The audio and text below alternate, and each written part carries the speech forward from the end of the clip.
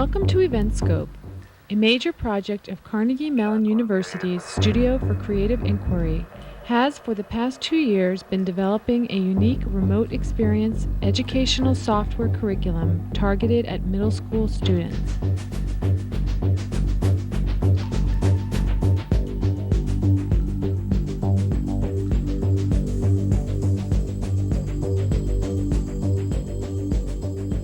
For the past year, 9 middle schools have been acting the part of NASA planetary scientists, studying such factors as craters, the effects of wind, surface appearance, and other geological features.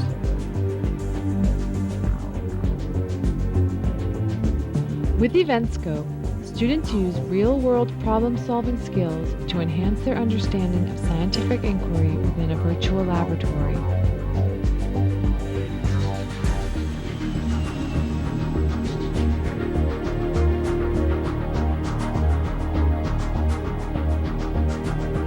We're trying to create a window on a classroom computer which extends the experience of a student to a faraway place they could never go to otherwise. It allows people in lots of different places to get a very high quality education. So for example, some of the schools that use our tool are in rural areas. They might not have access to natural history museums or the types of teachers that you would have in a more centralized city, but by creating an intuitive interface which they can simply download to their computer or install from CD-ROM, but connects and networks to our lab and the expertise of scientists, we've suddenly given them access to something that they could never have.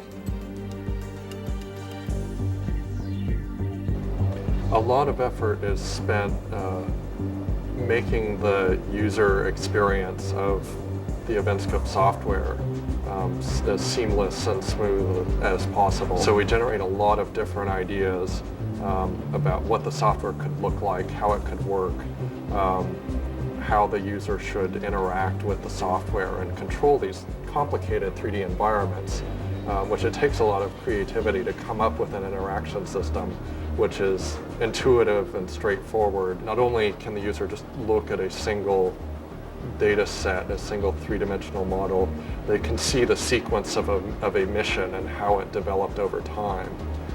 Or they can, in the case of some curriculum that we've developed for students, they can develop their own mission based on the data sets available. So overall, the technology we have is a flexible framework for manipulating, sequencing, organizing data returned from remote robotic missions.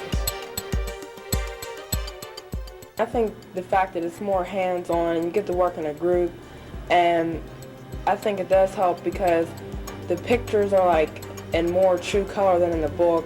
Some of them, a lot of times it's like there's figures, I mean there's pictures, but there's only a limited amount. And then on here, you can look at so many different things and click on what you want to see and something that you might not be able to see in a book. It still teaches you a lot, and at the same time it's still fun to do because, I mean, even though you have to follow directions, you can still look at stuff on your own and get to pick out what you want to do.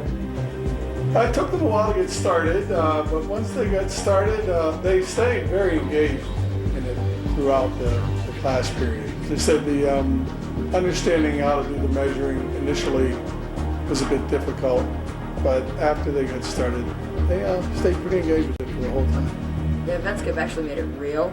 It made it actually in front of you so you could see what it was. It would show you what it was really like without having just to read it out of a book.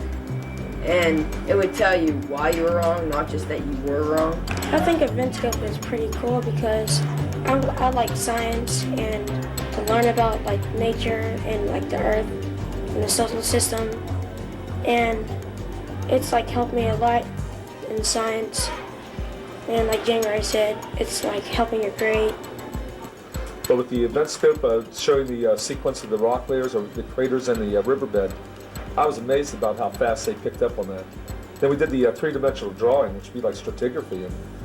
And the first day they drew that I thought they did a great job drawing the 3D structure of the rock layers with the intrusions through the rock layers. You guys can back me up on this? It seemed like he picked up on it really Yeah, fast. it's pretty good. Yeah. The EventScope thing helped because it was like you would say you'd click what you thought was right, and then it would tell you if you were wrong or right, and then it would tell you why. Like it would point something out, like this was overlapping that. Some people think that there's streams and they form from water. Other people just think they were eroded.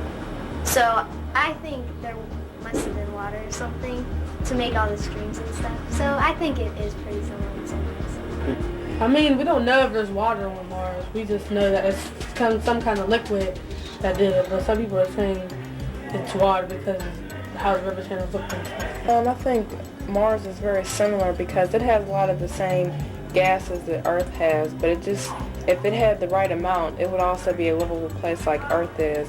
And there are signs that there was water there and that there could be because of the polar ice cap. Right now, information interaction involves information flowing to a user of this interface that has been developed here. What we want to allow now is for a user to learn things by controlling a robot and searching the real world in ways that haven't been possible before. And the technologies that we're going to use to do that involve linking this interface to communication systems on board real robots. So this idea of being able to transfer the will of many people onto a team of robots is particularly important for education. Because traditionally, a student is presented with information that has already been collected.